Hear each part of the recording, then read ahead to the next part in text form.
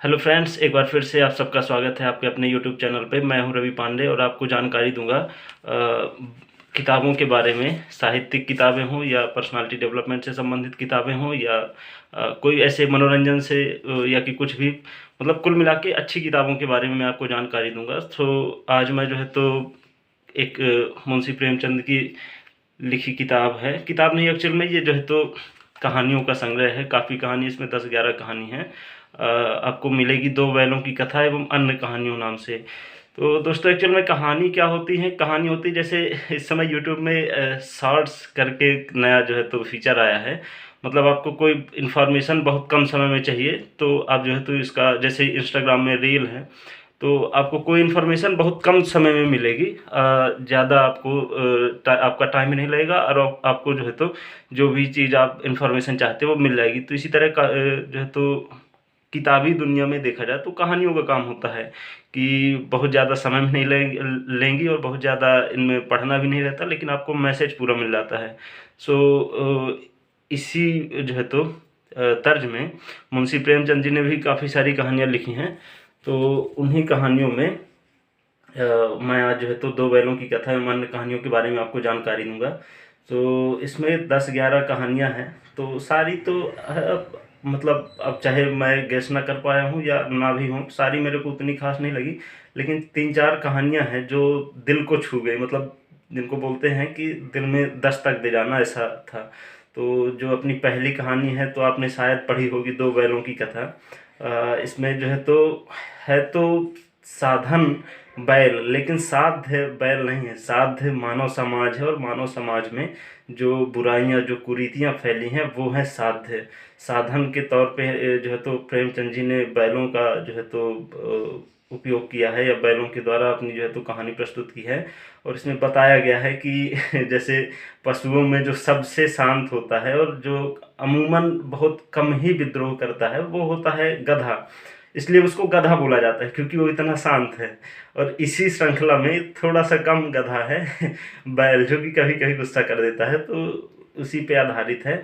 लेकिन आप अगर ईमानदारी से एनालिसिस करेंगे कहानी को और ईमानदारी से आप जो है तो ऑब्जर्व करेंगे तो आपको झकझोर देगी ये कहानी, क्योंकि इसी तरह हमारे मानव समाज में भी जो है तो कुरीतियाँ फैली हुई हैं। तो आप एक बार पढ़िए ये कहानी, मैं रिकमेंड जरूर करूँगा। फिर जो है तो अगली जो कहानी है अपनी, इसमें है दूध का दाम। ये कहानी मैं दावे के साथ कह रहा हूँ कि आपको एक बार आंसू तो आ ही जाएंगे आंख में। तो दावे के साथ कहता हूँ, कोई कितना भी कठोर हृदय का आदमी होगा, ये कहानी पढ़ने के बाद एक बार जो है तो भाव विभोर, मतलब मैं कुल मिला के इतना जब बोल रहा हूँ जोर देके कि आप एक बार, आपको आंसू आ जाएंगे इस कहानी को पढ़ने पर। तो आप समझ सकते हैं कि जो है तो इसमें कुछ ना कुछ ऐसे खास होगा।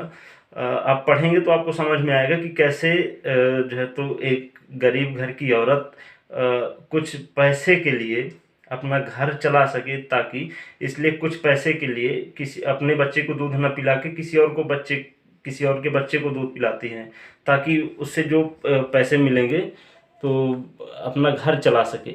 तो ऐसे कर मतलब अभी अपने समाज में है ऐसे जो गरीब घर की महिलाएं हैं वो किसी और को जो है तो अपना दूध पिलाती हैं ताकि उससे कुछ आमदनी हो और अपना घर खर्च चले, घर को जो है तो चला सकें।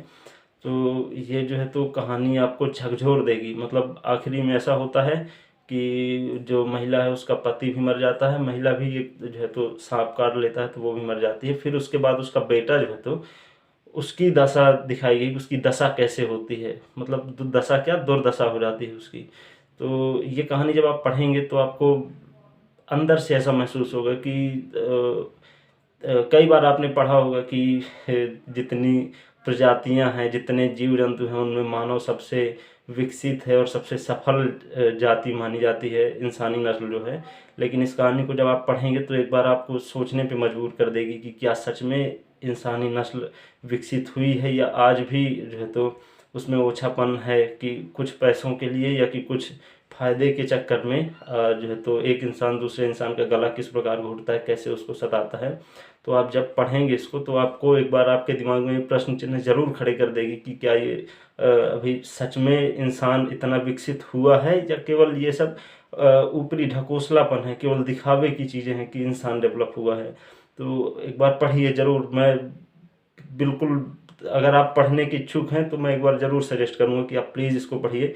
इसको केवल आनंद लेने के हिसाब से नहीं, आप इसको पढ़ेंगे तो आप सोचने पे मजबूर हो जाएंगे।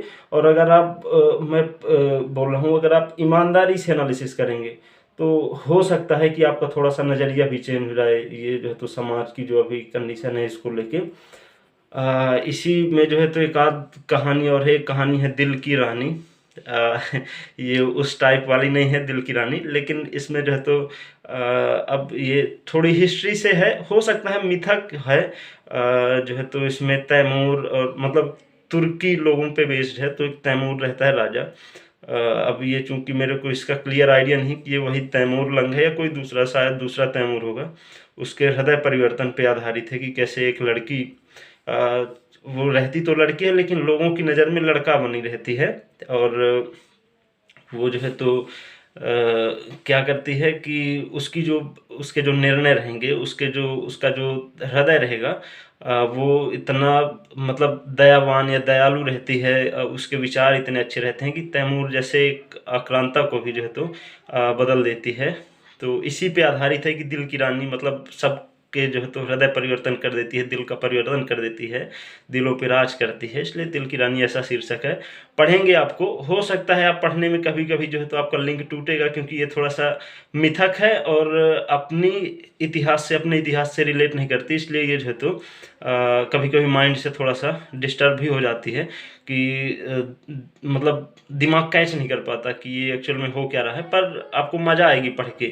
और इसमें इसी में कहानी है आत्माराम।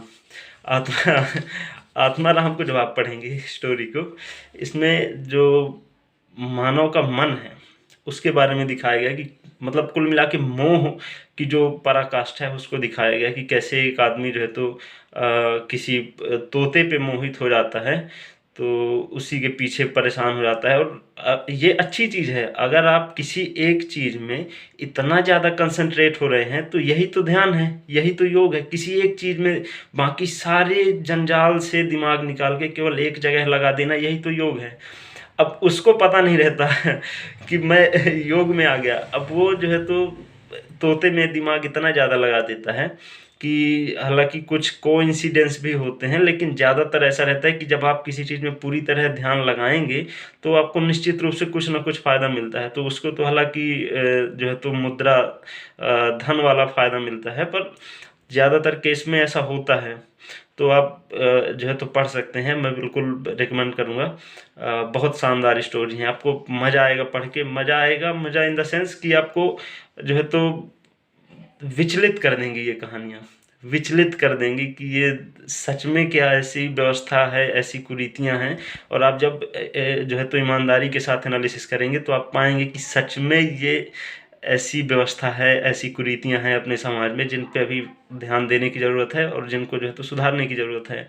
तो आज के लिए इतना ही। कोशिश करूँगा जल्द ही किसी और जो है तो बुक पे वीडियो लेके आऊँ। तब तक के लिए ख्याल रखिए। धन्यवाद।